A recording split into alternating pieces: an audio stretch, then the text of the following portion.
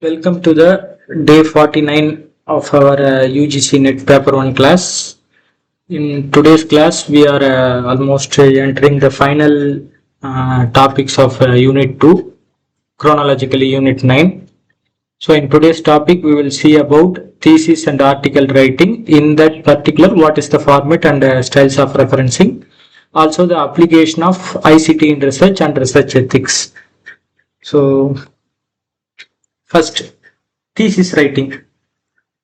So, from one of my professor or some external who came to one Viva, I don't know which person, but some professor told me, or not exactly me, he said in a comment that most of our Indian thesis which we submit to the foreign countries or things, they call it as a dissertation rather than it as a thesis. So they don't consider our thesis as a thesis itself. They are considering it as a dissertation. So in order to clarify that, so here we have given a thesis or dissertation. So a dissertation, in simple words, we can say it as like MBA or a final year project, no, in MBA something. So that could be called as dissertation, whereas a thesis is somewhat a larger one. So to them, our own thesis itself is being considered as a dissertation only. So that's how our the research area or research flow which we do is being done. So let's get into the in-depth analysis. So a thesis is a detailed academic document submitted by a candidate for an academic degree based on original research. So here, this particular thesis presents the author's original research and findings. So it should cover a large amount of information and in depth. That is the main thing. So even here in our university, the people, when candidates coming to make a proposal, what I tell them is, for a simple understanding, in MBA you are doing a project. That is, you do a project on a particular company in a smaller level. So you take some data and the population would be solely confined to the company, or to some extent company related some geography.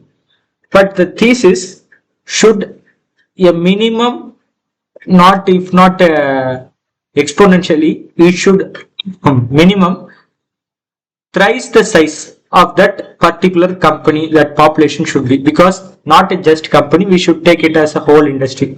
Or if you are taking the same company, we should consider expanding the geography of the population. So that's how I will say to my upcoming the candidates who are coming for PhD registration. So here, for example, a thesis might explore how artificial intelligence can impact education. So this is much longer than a dissertation, which is typically done for a master's degree.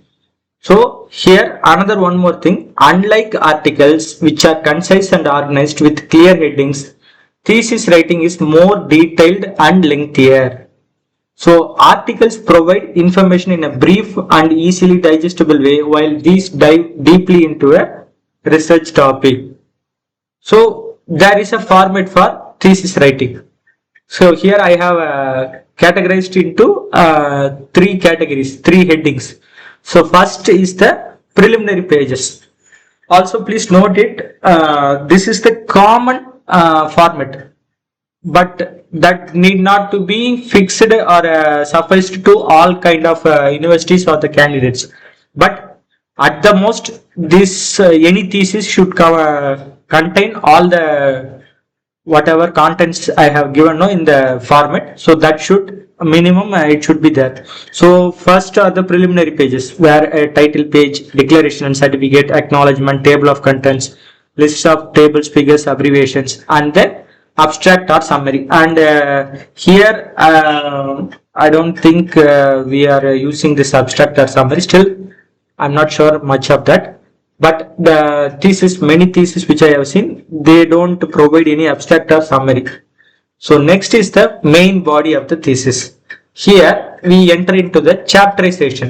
So each chapter we provide a large focus to provide in-depth knowledge in the research area or research topic. So first is the chapter 1, introduction. Here we talk about research problem, significance and all those things. Then chapter 2, review of literature. So what are all the previous research studies, research gaps are there. So that is the main thing which they are or which we have to do in the chapter 2. So do you know which or who are the people who are doing very efficiently on their own subject of review of literature? Can you guess? So one way or another way, every human is doing a review of literature for their own thing. So if we want to buy something, we see reviews. That is also a kind of review of literature. So who uses the most review of literature nowadays well efficiently? Can you guess? Jatin, make a small guess.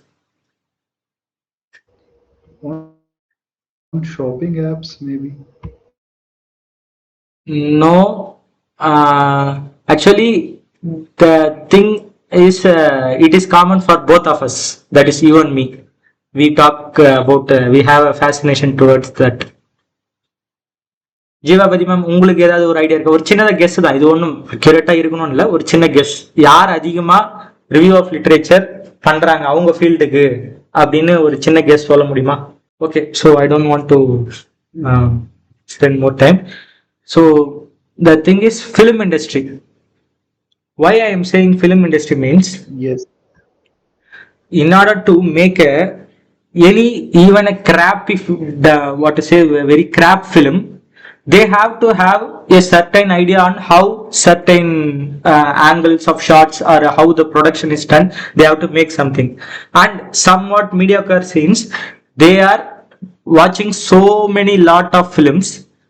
They are copying each scene without any reference or something. They are keeping it in their film. To some extent nowadays, 99% of whole movie itself was copied without any proper what to say, reference or thank note given to the original production.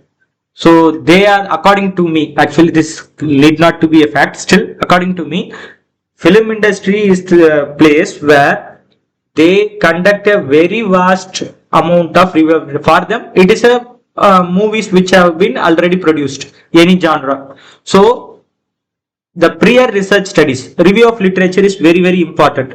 Why? Because so once you have a clear cut idea of review of literature, there you have to understand the research gap. So that is the main thing. So Jatin, I hope you definitely know how to the whole process of review of literature and research gap. Yes, right? You know that, right? No? Yes, yes, yes. So actually one professor, when attending a program here, I asked him how to do everything. He said that the first question he asked me, what is your topic? So I started telling them my whole title of that research. Then he said that that is not the topic. So my topic is, my title is empirical evidence on the employability skills of arts students pursuing arts courses in self-financing colleges in Tamil Nadu. So this is my whole title of the PhD thesis. But what he said is, your topic is employability skills. When someone asks you the title, then only you have to say it in a complete form. Else, your topic should be on what you are researching. That is the topic. So first understand the difference between topic and the title. Then what he said is, you have to have a understanding by review of literature through reviewing various articles. Nowadays, mostly we'll say last 5 years of articles is enough. But the thing is, we have to go till the the inception, what they started there. We have to collect reviews there. But we assume that the previous studies have done that, so we are just gathering data from the previous 5-year studies. So once we understand what they have done, the previous researchers, then we form a like mind map. We are forming a mind map in our the topic related. So there might be a small area where no researcher has touched, or else very leastly touched.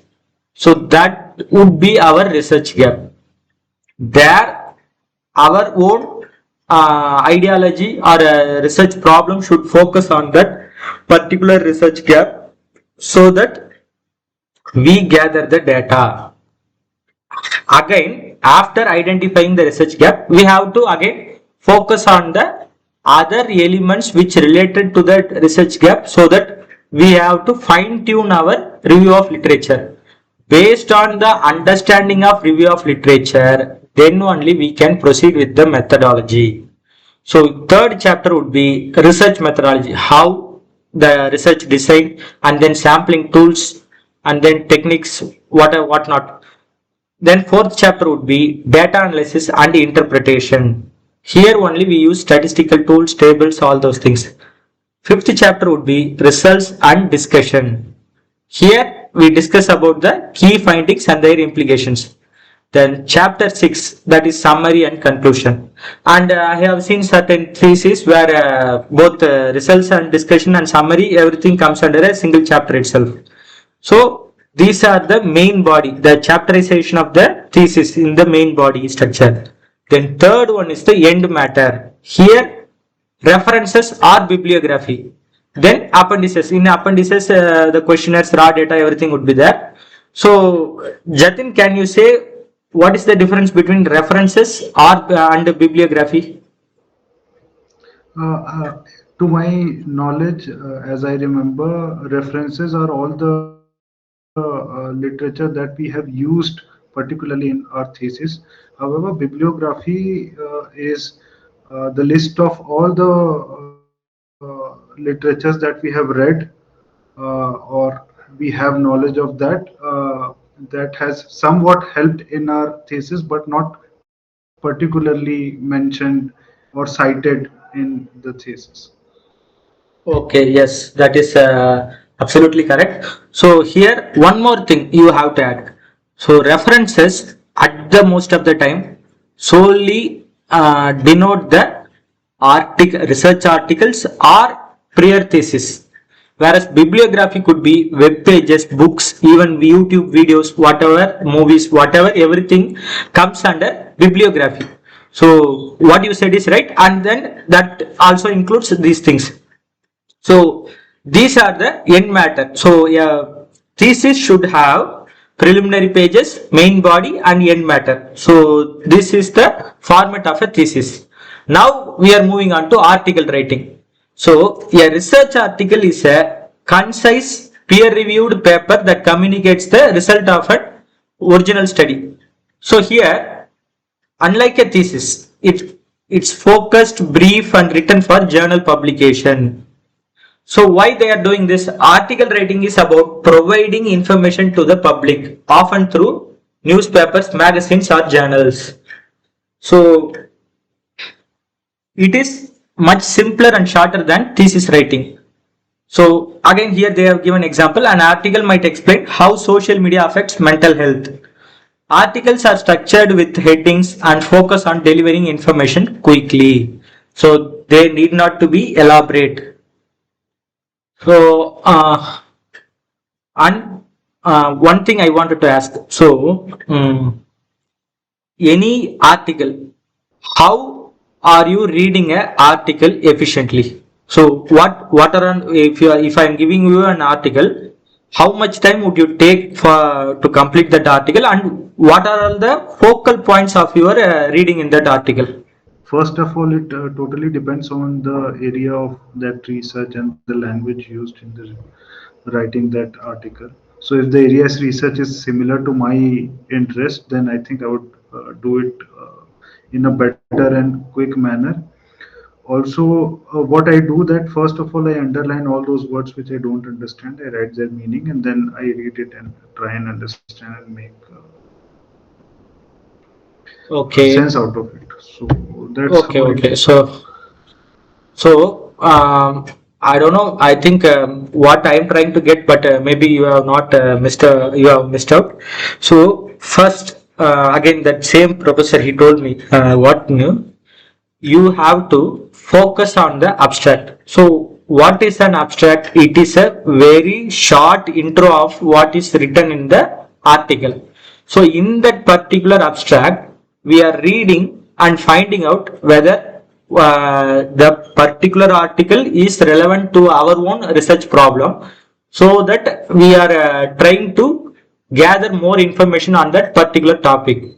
But once we found out, what I will do, I am saying, I don't know, Jatin, whether it is correct or right or not. So it's up to you. But what I do is, I first read the abstract.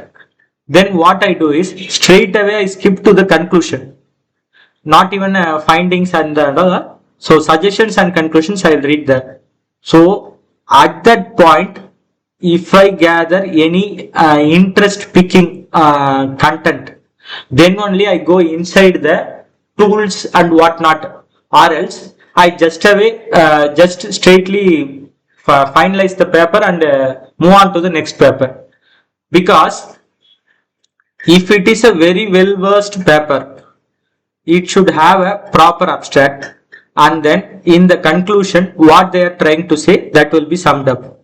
So now I am trying to grasp information on what the paper is about. So the abstract, to some extent introduction, and the conclusion should give me what is being done in the paper.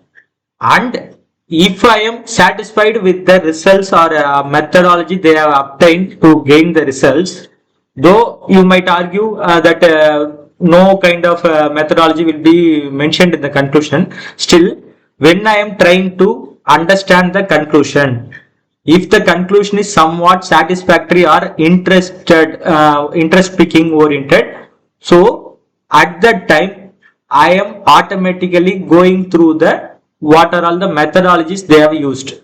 Then only I am correlating myself, my understanding with the data in the paper. So that's how my studying of that particular paper is minimized with more knowledge or more content of the information provided in the paper. So this is what I do. Okay, Jatin, do you get my point? Yes, yes. Actually, it's this I do one, but when I select one article after reading abstract and conclusion, then I do what I said. I read it properly. Okay, So okay, fine, fine. first Okay, so thing, this here. is like universal. I think everybody does that. So I also do Yes, yes. No, there are 100%. certain people I have seen, they used to read each and every line of that article and underline everything.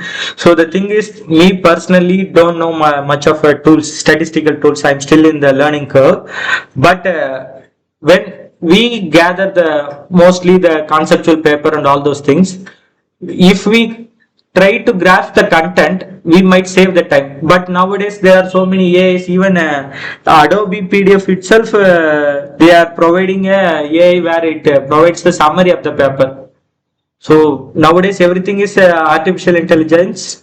So because of that, it is somewhat easier. Still, this is the fastest way. I'm glad that you are also doing that. So moving on, so any articles are structured with headings and focus on delivering information quickly.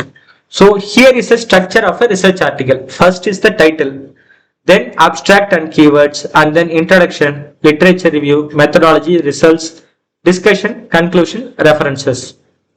So this is the structure of a research article. Now we are moving on to the referencing. So referencing is the process of acknowledging sources used in a academic writing.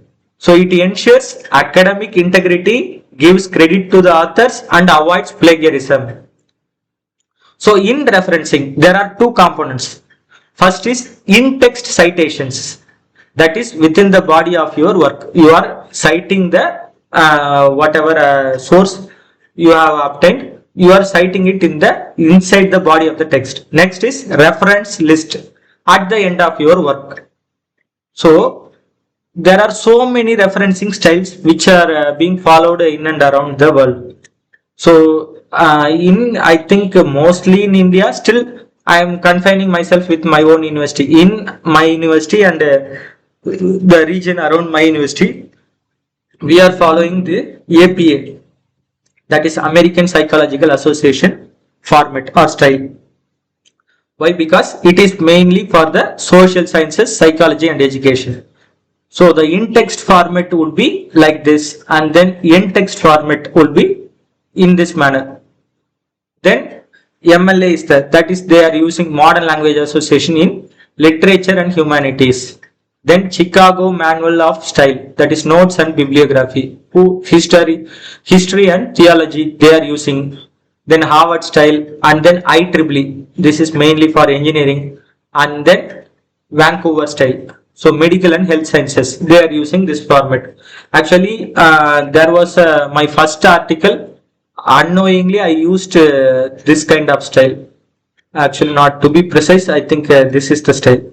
Where in text I used this, and then endly I used this. To me, somewhat this is Wikipedia is following this style, I think. So it is somewhat easier rather than mentioning like this. But still, there are reasons why they are using each kind of format or each kind of style for that particular paper or a particular domain. So now we are moving on to the applications of ICT in research. So previously we have gone through what are all the benefits and all those things from the ICT class. So I'm just again recalling. So applications of ICT are mainly used by researchers for its ability to ease the knowledge gathering process and to enhance resource development. See here we can understand in two ways. That is how ICT in research is being applied. That is the applications of ICT. And based on the first thing, here we are talking about the apps, that is mobile applications or web applications. So researcher in general the researcher in general value creativity and originality. Thus the ICT tools which provide with the most open situations with great autonomy to the researcher can really help in identifying and solving research problems in the most creative ways. So like I said, no, Adobe PDF where it is a the AI is providing some summation or summative of that paper, whatever you are opening and reading. So it has many effects on the research. And here again they are classifying this particular applications of ICT in three categories.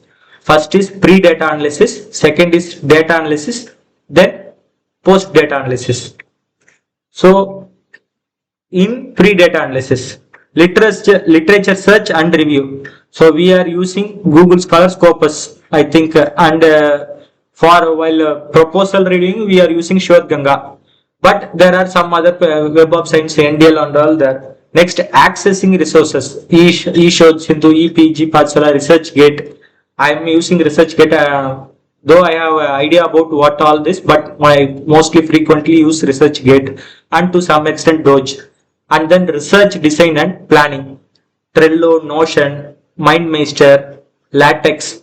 So these are the tools which we use for research design and planning. Then citation management. Which so one do you suggest Vivek in research design and planning? So to be honest, I Any have your not entered in. suggestions? No. Mostly my fellow people mostly use latex. I have not entered in this place. What to say? This phase till now. Sorry for that. But my fellow scholars mostly I heard them writing using the latex only because these things are somewhat newer to me. MindMeister I have heard about it. Still, I have seen people using latex, preferring latex only. So I would suggest you to try latex because from my fellow scholars they are using this. So you try it and you tell me. I will also gather some intel on my side. Sure, Okay. sure. So in citation management, which one you are using? So somebody has suggested me Mendeley. Actually, Hello. I'm setting up a laptop, a new laptop. So I'm trying to incorporate all these things. See, So the thing I'm is, asking. Mendeley is the, I think, Scopus or elsewhere, their product. So they have web application and then offline application also. But there is a very big debate on what is to use. I have tried both things, Sotero and Mendeley. My preference right now is Mendeley because I think it is somewhat easy for me to access both offline and online. It is okay, but even my fellow scholars, there are some people they are solely obsessed with Zotero. So I don't know about EndNote, but these two are very one on one because both are equally very good. But for Mendeley, it is a elsewhere product, I think so. No, not to be exactly Scopus, but elsewhere product. Zotero, I don't know about which people, but it is also somewhat different. There is one big difference between these two. I don't remember right now, but you while installing, you check and you practice. You compare yourself with both the thing. I myself feel Mendeley is better, so I uninstalled Zotero. And then communication with peers and guides, email, WhatsApp, which one we are using, survey and tool design. So Google Forms are the most thing we are using, but there are some people using Survey Monkey also. Still, Google Forms is very much convenient for us to create a questionnaire pattern. Then data collection setup. So mobile apps, GPS tools, video, audio recorders, APIs, online sensors, and all those things. Now going to the data analysis part. So data entry and cleaning. Most people try to use MS Excel and then now they are using R to analyze, and for Python someone they are using. Still R is a freeware where both the offline version and the online version is very good, but the main problem is Okay. for our data analysis we are using the for data entry and cleaning. Most people use MS Excel. Some they might use Google Sheets, but in the end of the day, this has more access to more laptops and all those things. So this is a better one in my opinion. Then quantitative analysis. For quantitative, you are using SPSS or Python. In Python itself, NumPy, SciPy, Stata, MATLAB. For qualitative, it is NVO, MaxQDA, and Atlas.ti. So graphical representation, Excel charts. R we have ggplot2, and then Python we have matplotlib. Then Tableau. So statistical computation, it is again SPSS or Python, SAS, data visualization, again Tableau, infogram. So nowadays, once you enter the MS Excel, so I think we can integrate the, so here in this one now, Google Forms, we are collecting the survey now, we can export that particular data into Google Sheets. From the Google Sheets itself, we can either work it out, or else we can, when we download it, we can open it in MS Excel, and with the help of MS Excel, we can form any graphical representation or data visualization, all those things. So even we have a specialization for analyzing the quantitative analysis, qualitative analysis, and then statistical computation in Excel itself, MS Excel, both Google Sheets itself. The main problem is you need to have a very large understanding of how the coding works in the MS Excel. But still, if you are well versed with that, you can, without requirement of any R, Python, SPSS, you can complete your research in MS Excel itself. So that is the advanced and somewhat a large task for MS Excel. Now, applications of ICT in post data analysis. So thesis and report writing. We use MS Word. So LaTeX and Grammarly are the, I don't know about LaTeX exactly, but here Grammarly I am using. So Grammarly corrects our sentences with what kind of grammatical framing which should be done. So it is correcting like that. Then referencing. Again, Zotero and Mendeley. So Mendeley will both Zotero and Mendeley I have used it. I said no. So it automatically frames the end referencing. Then plagiarism detection. So most of the Turnitin, Urkund, I think one particular, I don't know if this or this, it is somewhat obsolete now. Now Turnitin only Authenticate we are using now. So but Grammarly plagiarism checker, there is also a dupli checker. There is a website there. But the problem with the dupli checker is you have to pay for checking the whole document, or else you have to copy and paste each paragraph to check the plagiarism. Then presentation of findings. We are using PowerPoint, and now people are opting for Canva also. Then online publishing. We have UGC-NET journals. Actually, it is now discontinued. So then Dodge, Academia, even ResearchGate, and then digital archiving. We have Shodh Ganga, that is institutional repositories. Then NDL, then research visibility. This is the main thing. So I request you guys, if not already you have, at least from today onwards, you create something. You create your own RCID ID, create your own Google Scholar profile, even ResearchGate. So through this, we can become, our research can become visible to a very large number of people. Then collaboration and peer feedback. So Google Docs, MS Teams, we are using the communication for that purpose. Even Google Meet we are using now. So like that. So these are the applications of ICT in post data analysis. Now we are moving on to the research ethics. So research ethics refers to the moral principles and guidelines that govern the conduct of research. So it ensures the integrity, transparency and responsibility of the researchers toward participants, institutions, scientific community and society at large. So we are focusing on the wholesome upgradement or development of the community or the whole world through our research. So objectives of research ethics.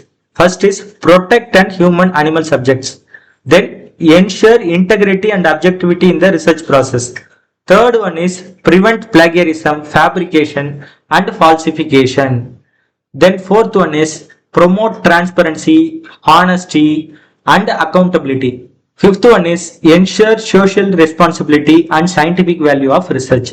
So these are the objectives of research ethics. Now it has some core principles. So here first is honesty, then integrity, and then objectivity, carefulness, openness, respect for intellectual property, confidentiality, responsible publication, social responsibility, non-discrimination, informed consent, right to withdraw, and then avoiding harm. So I don't want to explain each, and you know the meaning of each word, so I don't want to go in depth. These are the core principles of research ethics. Now common ethical violations in research. First is plagiarism, using others' work without acknowledgement, that is plagiarism. Then fabrication, making up data or results. Then falsification, manipulating data or process dishonestly. And then duplicate submission, submitting the same manuscript to multiple journals. And then authorship misconduct, so wrongly attributing or excluding authorship. Lastly, misuse of funds, unethical use of research grants or budgets. So these are the common ethical violations in research. Now there are certain Indian regulatory bodies and have certain guidelines.